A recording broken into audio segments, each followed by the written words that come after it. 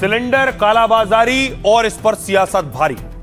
पहली तस्वीर आपको दिखाऊं, महाराष्ट्र के अमरावती की तस्वीर आप देख रहे हैं। सिलेंडर की लंबी चौड़ी लाइन लगी हुई है। सरकार का दावा है कि जिन शहरों में, जिन इलाकों में अफवाह फैल रही है, उसके बाद ज्यादा से ज्यादा संख्या में लोग पहुंच रहे हैं। दूसरी वजह कालाबाजारी और जमाखोरी है।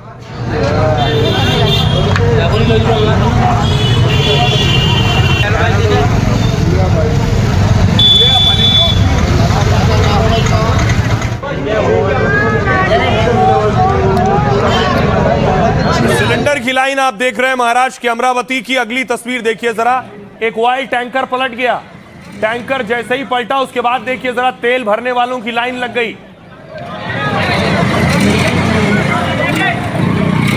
बताओ, इसको कहते हैं लूट।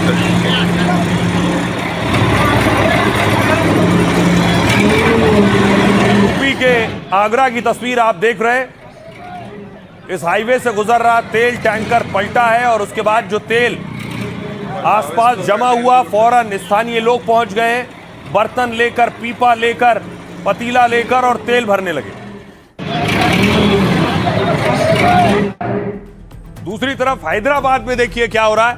हैदराबाद में गैस की शॉर्टेज को लेकर लोग प्रोटेस्ट करने लगे।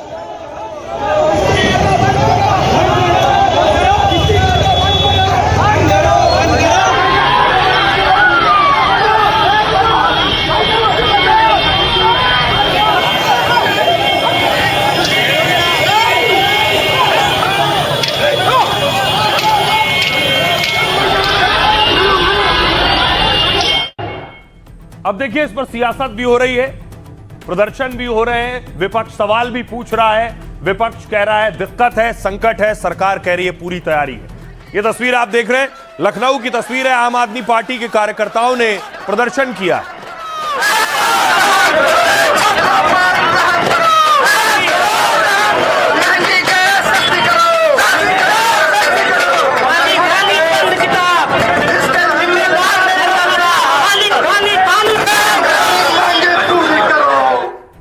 अब देखिए जरा, राज्य सरकारों की जिम्मेदारी यहां और बढ़ जाती है।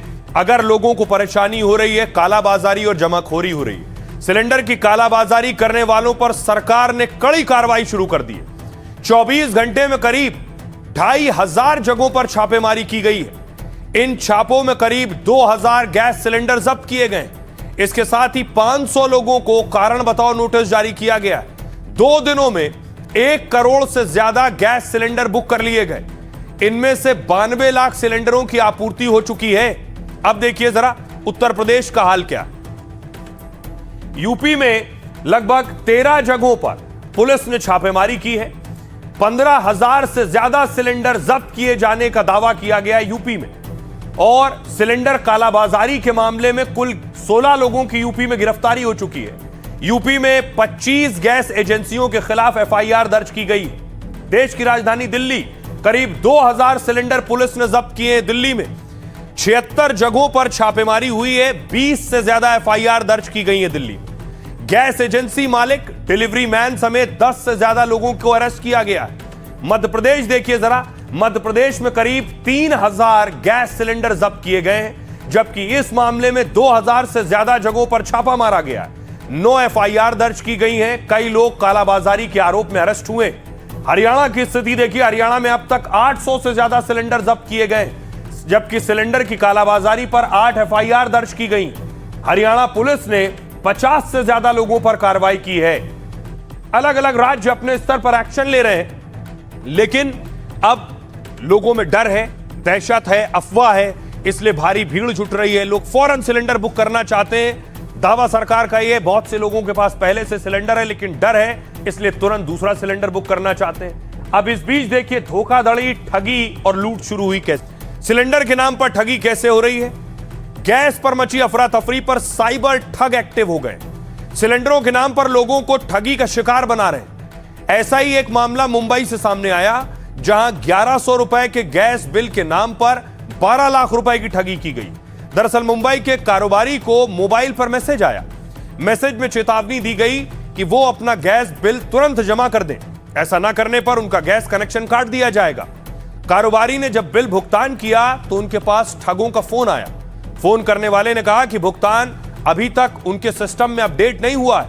बिल अपडेट कराने में मदद के लिए कारोबारी को एक लिंक भेजा जा रहा है मोबाइल पर। जैसे ही कारोबारी ने उस लिंक पर अपना ब्यौरा और ओटीपी डाला, उनके बैंक खाते से तुरंत 12 लाख रुपए कट गए। अब इस मामले में कारोबारी ने साइबर थाने में शिकायत दर्ज कराई है। साइबर ठग इसके अलावा कई और तरीकों से भी ठगों को अंजाम दे रहे हैं ठगी को। जैसे गैस बुकिंग के लिए फर्जी वेबसाइट या व्हाट्सएप नंबर भेजा जा रहा है, जिसमें बैंक डिटेल और ओटीपी डालते ही सीधे बैंक खाते में सेंधमारी होती है। ऐसे साइबर ठगी से बचने के लिए सावधानी बरतना जरूरी है। कंपनी की ओर से जारी लिंक नंबर या व्हाट्सएप के जरिए ही सिलेंडर बुक करें। किसी भी असुविधा की स्थिति में कंपनी के आधिकारिक नंबर पर फौरन संपर्क करें और इसके अलावा अपनी गैस एजेंसी पर जाकर भी मदद प्राप्त की जा सकती है। सुनिए जरा सरकार क्या कह रही है और ज्वाइंट सेक्रेटरी क्या कह रहे हैं। देश में पेट्रोल, डीजल, एलपीजी, पीएनजी की पर्याप्त उपलब्धता है और इसे इंश्योर करने के लिए भारत सरकार ने कई स्तर पर कदम लिए हैं और कदम उठा भी रही है। हमारी रिफाइनरीज नॉर्मल ऑपरेशन पर हैं और क्रूड इन्वेंट्रीज एडिक्वेट हैं। कुछ रिटेल आउटलेट्स पर नॉर्मल ऑपरेशन है, परंतु कुछ रिटेल आउटलेट्स पर पैनिक बाइंग भी ऑब्जर्व की जा रही है। इस संबंध में मैं ये बताना चाहूँगी देशवासियों को कि पेट्रोल और डीजल हमारे पास पर्याप्त मात्रा में उपलब्ध है। अप्रैल और मई के जो महीने हैं उनमें हमारे लीन मंथ होता है एग्रीकल्चर का और यूजुअली हम इस स्टॉक बिल्डअप करने के लिए यूज़ करते हैं। पूल मैनेजमेंट कमेटी के माध्यम से हमने स्पॉट बेसिस पे टेंडर किए और हमारा अच्छा प्रोडक्शन 80% तक हो गया है सभी यूरिया यूनिट्स में। हमारे विभाग ने सभी ऑयल रिफाइनरीज को डायरेक्शंस दी है कि सल्फर या और इससे संबंधित कुछ भी इंटरमीडिएट है उसकी पूरी सप्लाई करें। बहुत से खास तौर से रेस्टोरेंट मालिक जो हैं वो परेशान हैं। उन्होंने दूसरा विकल्प खोज लिया है। ये आप देख रहे हैं, जहां गैस का बर्नर और चूल्हा होता था वहां इंडक्शन लगा दिया और इंडक्शन पर काम हो रहा है।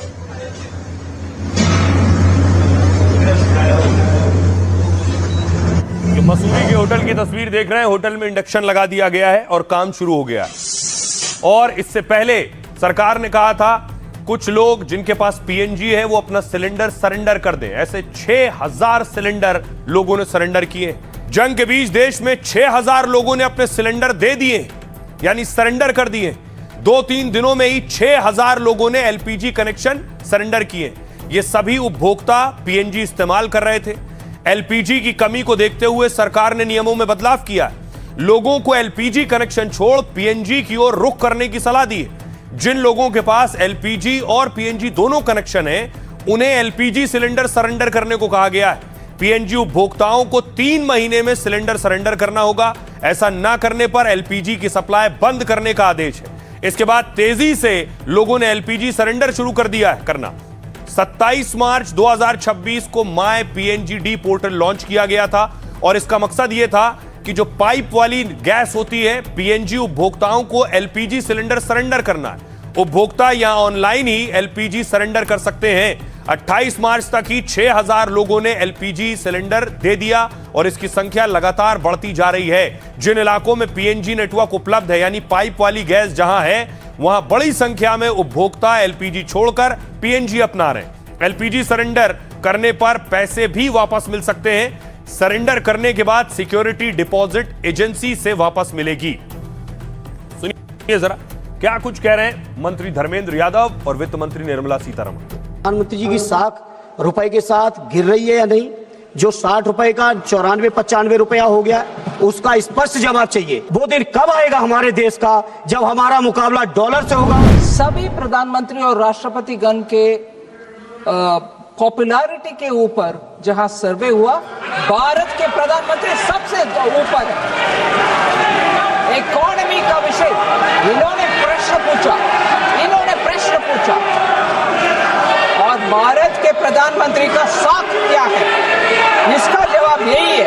ये लोग उसको पचना मुश्किल समझ रहे हैं, इसीलिए बार बार उसी के ऊपर प्रश्न चिन्ह उठाया जा रहा है। भारत की इकोनॉमी एकदम स्ट्रांग है। हमारे फिस्कल सिचुएशन स्ट्रांग है। पूरे दुनिया में प्रशंसा हो रही है और और ये भी है हमारे फॉरेन एक्सचेंज रिजर्व इतना बरकरार है, सॉलिड भी है। देश को ही कभी बार बार नीचे दिखाने के लिए ये प्रयत्न जो चल रही है वो गलत है। तो सपा नेता धर्मेंद्र यादव को आप सुन रहे थे और वित्त मंत्री को। दूसरी तरफ सरकार अपने स्तर पर एक्शन ले रही है। पेट्रोल पंप पर लगातार भीड़ बढ़ रही है। ईंधन और ऊर्जा को लेकर भीड़ बढ़ रही थी। इसके बाद सरकार ने एक और बड़ा फैसला लिया है कि जहां पेट्रोल और डीजल मिलता है जिन पंप्स पर, इन्हीं पंप्स पर लोगों को मिट्टी का तेल भी मिलेगा, यानी कैरोसिन भी पेट्रोल पंप पर मिलेगा। केंद्र सरकार ने पेट्रोल पंप से कैरोसिन बांटने का फैसला किया है, यानी राशन दुकानों के साथ पेट्रोल पंप पर भी कैरोसिन मिलेगा। हालांकि कैरोसिन यानी मिट्टी का तेल हर पंप पर नहीं मिलेगा, बल्कि प्रशासन हर जिले में 2 पेट्रोल पंप पर यह सुविधा देगा। इसके लिए सार्वजनिक वितरण प्रणाली के नियमों में ढील दी गई है। सरकार ने सप्लाई आसान बनाने के लिए 60 दिनों की छूट दी है, ताकि जरूरतमंद और आम आदमी तक तेल समय पर पहुंच सके। सरकारी तेल कंपनियां तय पंपों पर कैरोसिन रख और बांट सकेंगी। टैंकरों से कैरोसिन उतारने और सप्लाई के नियम भी आसान किए गए।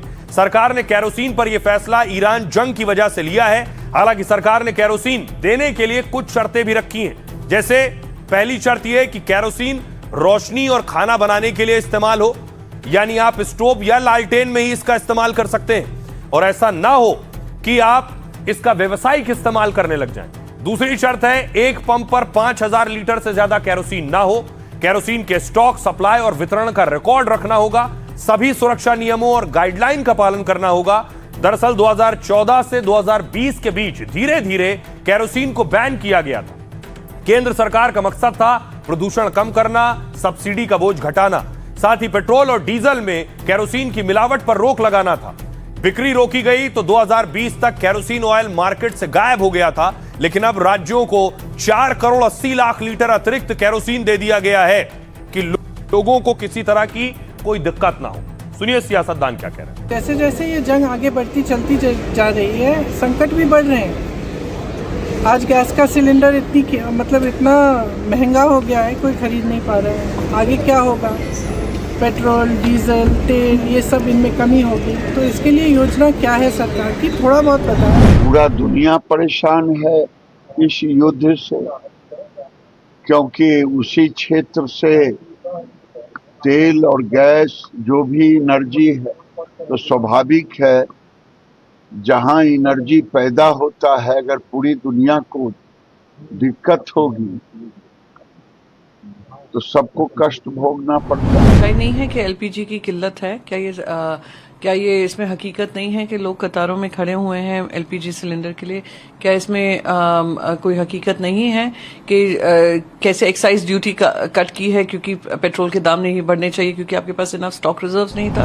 हमने भारत के लिए पूरी क्लियरेंस नहीं दिया है, और जो भी क्रूड ऑयल है, जो भी पेट्रोल, डीजल है, गैस है, वो आने में कोई दिक्कत नहीं है। इसलिए अभी अपने भारत के लिए कोई प्रॉब्लम नहीं है। वैसे में भारत की बहुत बड़ी कूटनीतिक विजय है कि इस वैश्विक संकट में भी हम पर्याप्त रूप से डीजल, पेट्रोल, गैस सब कुछ आपूर्ति कर रहे हैं। ईरान कह रहा है कि मुझे भारत के साथ लगाव है, मैं भारतीयों के लिए, सरकार की वजह से नहीं, भारतीयों के लिए वो रास्ता दे रहा है। इसमें आपका कौन सा बड़ा काम है? हमारे तो सारे जहाज निकलते हैं, ये 10-20% ना निकलते, हमारे सारे जहाज निकलते अगर आप सही फैसला लिए होते। तो विरोधी विपक्ष सरकार पर सवाल उठा रहे हैं। सरकार अपनी सफाई दे रही है, लेकिन ये जो हाल है दुनिया में, इससे बदतर हाल है। दुनिया के देशों के हालात क्या है मैं आपको बताऊं, और जंग जैसे जैसे आगे बढ़ रही है दुनिया के हाल खस्ता और खराब होते जा रहे हैं। ये चीन की तस्वीरें आप देख रहे हैं, फिलीपींस की तस्वीरें, श्रीलंका, बांग्लादेश, सब जगह देखिए जरा। पेट्रोल पंप पर लाइनें लगी हुई हैं, कहीं पेट्रोल पंप खाली हो चुके हैं। हालात ये हैं, और न सिर्फ ईंधन बल्कि और बहुत जरूरी सामान और कारोबार भी प्रभावित हो रहा है।